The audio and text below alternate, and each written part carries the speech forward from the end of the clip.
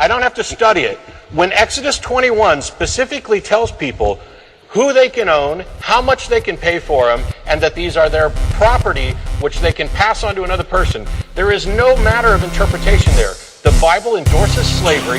It explicitly endorses the owning of another human being as property to be passed on. That is explicit.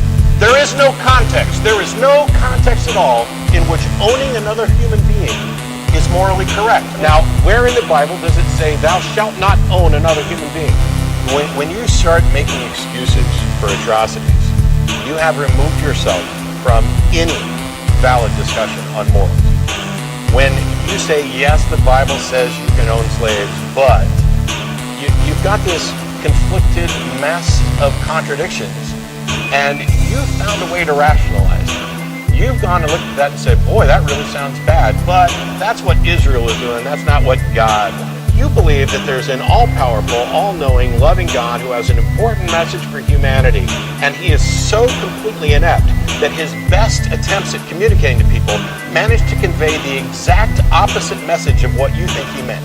Now, are you like the one who got it right, and all these people who authored the holy book that got you started managed to get it wrong? Is your God such a bumbling buffoon that he simply cannot say something as simple as thou shalt not own another human being, or please don't rape and kill the people in villages around you? And he managed to communicate so poorly that it got written down as thou shalt be able to own another human being's property, and oh, by the way, go over there and kill everybody and kill everything except for the young virgins. It's asinine. You cannot reconcile this. And it doesn't matter how it's translated, and it doesn't matter what version, but if it was written by an omnipotent being, there would be one version, and there would only be one way to interpret it, because it would be written well. Actually, it wouldn't be written at all. What's wrong with your God just actually coming down and talking to people? What you've done is when you say, oh, no, you need to go read and study the Bible.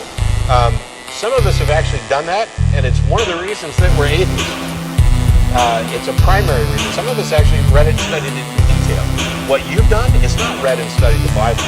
You've read a passage, and then you've gone out and found apologists who have given you excuses in order to rationalize it. The fact of the matter is, the book says X, and I don't care how you read it or what you read into it, you can't make it say not X.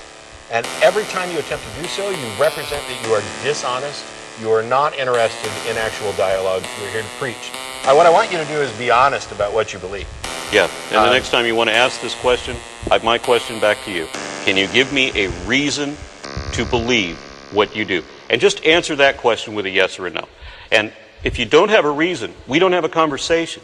When you have a reason, be prepared to give it, and then I'll be prepared to consider it.